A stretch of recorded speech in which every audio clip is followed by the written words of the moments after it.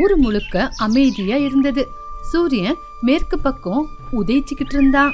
பறவைங்களோட கிலக்கிலா சத்தத்துக்கு நடுவுல வேற எந்த சத்தமும் இருக்கல. குடிசை வீட்டு நடுவுல ஓட்டு வீடு, அது சீதாராமனோட வீடு.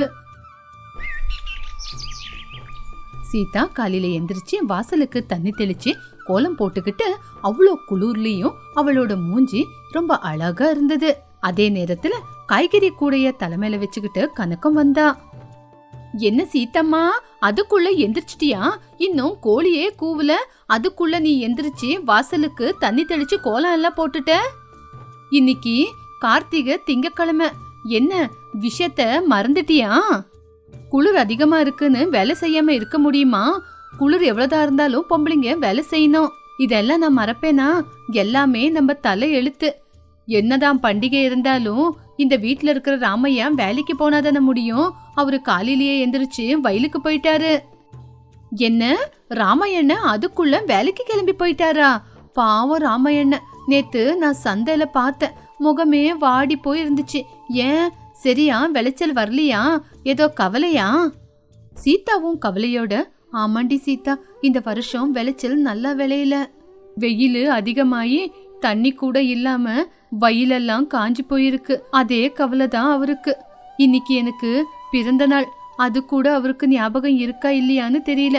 காலையில எந்திரிச்சு என் முகத்தை கூட பார்க்காம தலை குனிஞ்சுக்கிட்டே போயிட்டாரு. என்ன, இவளுக்கு துணி வாங்கி கொடுக்கல, ஒரு முழம் பூ கூட வாங்கி கொடுக்கலன்னு கவலை இருக்குதோ என்னமோ. சீதா, உனக்கு ஒண்ணுமே தெரியலடி. அவருக்கு நீன்னா எவ்வளவு பிடிக்கும் தெரியுமா? முந்தா நேத்து எனக்கு உடம்பு சரியில்லாதப்போ வண்டி கட்டி ஹாஸ்பிட்டல கூட்டிட்டு போனது கூட அவரு தானே. என் கையில காசை கூட வாங்கல தெரியுமா? போன தடவை உடம்பு சரியில்லைன்னு அந்த சவுக்காரர்கிட்ட காசு வாங்கிட்டு வந்து உனக்கு மருந்து வாங்கி கொடுத்தாரு. ஆமா, இன்னைக்கு பிறந்த நாளாச்சே, பாயசம் ஏதாவது செஞ்சியா இல்லையா? எங்க கணக்கும் பாயசம் செய்யறது. வீட்டுல இருந்த ஒரு புடி அரிசியை தான் அவருக்கு சாப்பாடு செஞ்சு கொடுத்தேன். அதை தான் எடுத்துட்டு போயிருக்காரு. மத்தியானம் வரும்போது கஞ்சியாவது இருக்குதோ இல்லையோ. பாவம், எனக்கு நகை நட்டு எதுவுமே வேண்டாம். அவரு சந்தோஷமா இருந்தா அதுதான் எனக்கு பெரிய சொத்து. சீதா, உன் மனசு வெண்ணடி. அந்த கடவுள் உன் மனசு பார்த்து உனக்கு நல்லதே செய்வாரு. சரி, நான் அந்த கௌரம்மா வீட்டுக்கு போய் காய்கறி கொடுக்கணும். லேட் ஆயிடுச்சுன்னா திட்டுவாங்க. பயங்கரமான வெயில். பொம்பளைங்க எல்லாம் தண்ணி எடுக்கிறதுக்காக ஆத்தங்கரைக்கு வந்தாங்க. கௌரம்மா புது பட்டுப்புடவை கட்டிக்கிட்டு கழுத்து நிறைய நகைய போட்டுக்கிட்டு கையில வளையல சத்தத்தோட வந்தாங்க. தன்னோட கையில இருக்கிற தங்க வளையல எல்லா பொம்பளைங்களுக்கு தெரியற மாதிரி சத்தம் போட்டு, ஏ கமலா, அந்த குடம் தண்ணிய நிதானமா கொண்டு வாடி. எங்கேயாவது தண்ணி என் மேல பட்டுருச்சுன்னு வச்சுக்கோ, என்னோட பட்டுப்புடவையெல்லாம் நாசம் ஆயிடும். என் வீட்டுக்காரு பட்டணத்துல இருந்து எனக்காக பட்டுப்புடவையும் தங்க நகையும் வாங்கிட்டு வந்தாரு. விலை ஆயுசு முழுக்க உங்களால சம்பாதிக்க முடியாது. அம்மா, நிதானமாதாமா எடுத்துட்டு வரேன். ஐயா உங்க மேல எவ்வளவு பாசம் இருந்தா இதை வாங்கிட்டு வந்து கொடுத்திருப்பாங்க. உங்கள மாதிரி யாருகிட்டயும் புடவை இல்ல. நேத்து என்னோட பிறந்த நாள் இல்லையா? நேத்து காலையிலேயே இந்த தங்க வளையல என் கையில போட்டு, கௌரி நீ மகாலட்சுமி, உன் கை வெறும் கையா இருக்க கூடாது, இந்த உனக்காக தங்க வளையல் வாங்கிட்டு வந்தேன்னு போட்டு விட்டாரு. என் வீட்டுக்காரர் மாதிரி யாராவது வருவாங்களா? நான் அதிர்ஷ்டசாலி. அந்த மாதிரி வாழ்க்கை எனக்கு கிடைச்சிருக்கு. சீதா பக்கம் பார்த்து நக்கலா சிரிச்சுக்கிட்டு, சீதா, இன்னைக்கு உன்னோட பிறந்த நாள் இல்லையா? உன் வீட்டுக்காரரு தங்க வளையல் இல்லைனாலும் குப்பி வளையலாச்சு வாங்கி தந்தாரா இல்லையா? அவரு எங்க வாங்கி கொடுப்பாரு? பாவம், அவரே கஷ்டத்துல இருக்காரு. கூலி வேலையை செஞ்சு செஞ்சு அவரே கஷ்டப்படுறாரு. இன்னும் உனக்கு எங்க வாங்கிட்டு வந்து தருவாரு? அம்மா, அவர் எனக்கு கிடைச்சதே நான் செஞ்ச புண்ணியம். எனக்காக கஷ்டப்பட்டு வேர்வை சிந்தி 4 வாய் சாப்பாடு போடுறாருல்ல, அதுவே எனக்கு பெரிய சொத்து. அவரோட நேர்மையை முன்னாடி வேற எனக்கு என்ன வேணும்? தங்க நகை பட்டுப்புடவை இத யாரு வேணாலும் திருடிக்கிட்டு போலாம். என் மேல இருக்கிற பாசத்தை யாராவது திருட முடியுமா? ஆமாண்டி சீதா, நீ உண்மையதான் சொல்ற. பண நகை இன்னைக்கு வரும், நாளைக்கு போவோம். பாசம் வருமா? கௌரி, நீ பணக்காரியா இருக்கலாம், இருந்தாலும் சீதா கண்ணுல இருக்கிற நிம்மதி உன் கண்ணுல இருக்கா? அவ புருஷன் கூலி வேலை செஞ்சாலும் அவளை மகாராணி மாதிரி பாத்துக்கிறாரு. என்ன ரங்கமத்த, நீங்க என்ன இவளுக்கு சப்போர்ட் பண்ணி பேசுறீங்களா? பட்டு புடவை நகை நட்டு இதெல்லாம் போட்டுக்கிட்ட வராத சந்தோஷம் இவ புருஷன் இவளுக்கு சம்பாதிச்சு கொண்டு வந்து போடுறதுல கிடைக்குதா? எனக்கு இந்த கௌரவம் போதும். ராமையா கிட்ட நாளைக்கு காலையில சமைச்சு சாப்பிடுறதுக்கு அரிசியாவது இருக்குதான்னு பாக்க சொல்லுங்க.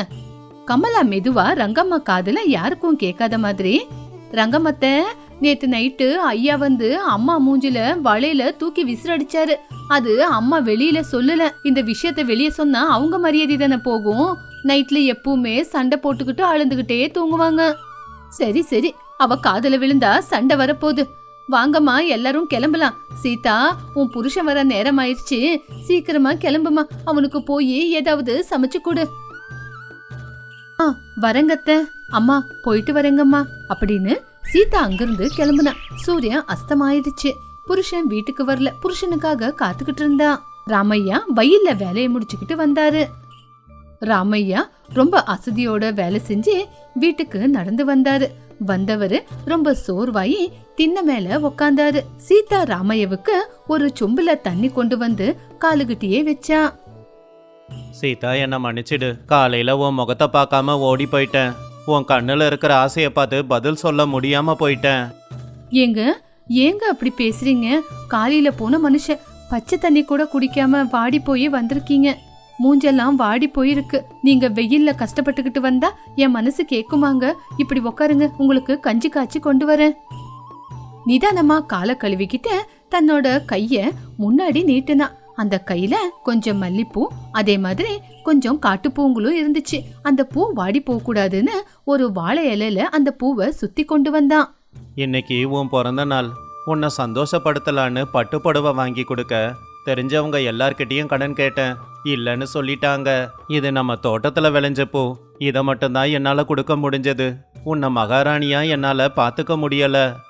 சீதா ஆச்சரியப்பட்டு அந்த பூக்களை பார்த்து, ஐயோ ச்சே, ஏங்க அழுவுறீங்க? நீங்க எனக்கு பட்டுப்புடவை வாங்கி கொடுக்கல, நகை நட்டு வாங்கி கொடுக்கலன்னு நான் கவலைப்படுறேன்னு யோசிக்கிறீங்களா? ச்சே, நீங்க இன்னும் என்ன புரிஞ்சுக்கலையா? என் கண்ணுல ஆனந்த கண்ணீரை பாருங்க. இந்த மல்லிப்பூ வாசத்துக்கு எனக்கு அந்த பட்டுப்புடவைலாம் எதுக்குங்க? அவ்வளோ வெயில்ல அந்த வயல்ல கஷ்டப்பட்டு வேலை செஞ்சு எனக்காக இந்த பூவை கொண்டு வந்திருக்கீங்களே, இது பத்தாதாங்க எனக்கு? இந்த பூல உங்க வேர்வை வாசனை, உங்க கஷ்டத்தோட வாசனை இருக்குங்க. இதுக்கு எதுனாலையும் விலை கட்ட முடியாது. இது போதுங்க எனக்கு. உண்மையாவா சீதா? உனக்காக நான் எதுவும் செய்யலனாலும் என் கூட நீ சந்தோஷமா வாழ்ந்துகிட்டு இருக்க அப்படின்னா இந்த உலகத்திலேயே என்னை விட கொடுத்து வச்சவன் யாரும் இல்ல. உங்களுக்கு ஞாபகம் இருக்கா? நம்மளுக்கு கல்யாணம் ஆன புதுசுல உன்னை மாதாணியா பாத்துக்கிறேன், ஆனா உனக்கு சொத்து பத்தை என்னால வாங்கி கொடுக்க முடியாதுன்னு சொன்னீங்க. அப்ப நான் என்ன சொன்னேன்? நீங்க தாங்க என்னோட சொத்துன்னு சொன்னேன். இதோ இன்னைக்கு நீங்க என்ன மகாராணிய பாத்துக்கிறீங்க. பக்கத்து வீட்டு பெரிய மனுஷன் உங்க பொண்டாட்டிக்கு ஒட்டியானத்தை வாங்கி கொடுத்திருக்காரு. ஆனா சந்தோஷமா பொண்டாட்டி மூஞ்ச கூட பாக்குறது இல்லையா? அந்த அம்மா டெய்லி கண்ணீர் விடுறத நான் பாக்குறேன். ஆனா நீங்க கொண்டு வந்த இந்த பூவோட மதிப்பு அந்த தங்கத்தை விட 2 மடங்கு அதிகங்க. சீதா அந்த பூவை எடுத்து தலையில வச்சுக்கிட்டு புருஷன் முன்னாடி வெக்கப்பட்டுக்கிட்டு நின்னு, பாத்தீங்களா இப்ப நான் எவ்வளவு அழகா இருக்கேன்? எந்த நகையாவது இதுக்கு ஈடாகுமா? எனக்கு உங்க சிரிப்பு போதும், இந்த பூ போதும். வாங்க, சுட சுட சாப்பாடு கொடுக்கறேன். ராமையா சிரிச்சுக்கிட்டே, நீ என் பக்கத்துல இருந்தா எனக்கு எந்த கஷ்டமும் தெரியாது சீதா. நீ என் கூட இருந்தா போதும். சரி, எனக்கு சாப்பாடு போடு. சீதா பேசிக்கிட்டே இருக்கும்போது கௌரம்மா, ரங்கம்மா, கனக்கம்மா அந்த வழியா போனாங்க. சீதா ராமையாவோட அந்யோன்யத்தை பார்த்து அவங்க எல்லாரும் ஆச்சரியப்பட்டு நின்னாங்க. சீதா தலை நிறைய பூவோட சாப்பாட புருஷனுக்கு ஊட்டி விடுறது அவங்க கண்ணுக்கு பட்டது. பாத்திய கௌரம்மா, அது சொத்துன்னா. ராமையா கையில பைசா காசு இல்ல, ஆனா சீதா முகத்துல பாரு, கோடி ரூபா சம்பாதிச்ச மாதிரி சந்தோஷத்தை பாத்தியா? அந்த சந்தோஷத்தை எதாலையும் வாங்க முடியாது. கங்கம்மா கண்ணீரை விட்டுக்கிட்டு அவளால பேச முடியல. அவளோட திமிரு கரைஞ்சிருச்சு. உண்மைதான் ரங்கம்மத்த, இவ்வளோ நாளா என் மேல இருக்கிற நகைய பார்த்து சந்தோஷப்பட்டேனே தவிர உண்மையான சந்தோஷத்தை பார்க்கல. என் புருஷன் ஒட்டியானத்தை என் மூஞ்சில தூக்கி போட்டுட்டு போயிட்டாரு. பாசமா பேசவே இல்ல. ஆனா ராமையா அந்த பூவை எவ்வளவு பாசமா கொடுத்தாரு பாத்தீங்களா? சீதா அதிர்ஷ்டசாலி. அன்புக்கு மிஞ்சின நகை இல்லைன்னு இன்னைக்கு நான் புரிஞ்சுக்கிட்டேன். அந்த நகையே என்ன பார்த்து சிரிக்கிற மாதிரி இருக்கு.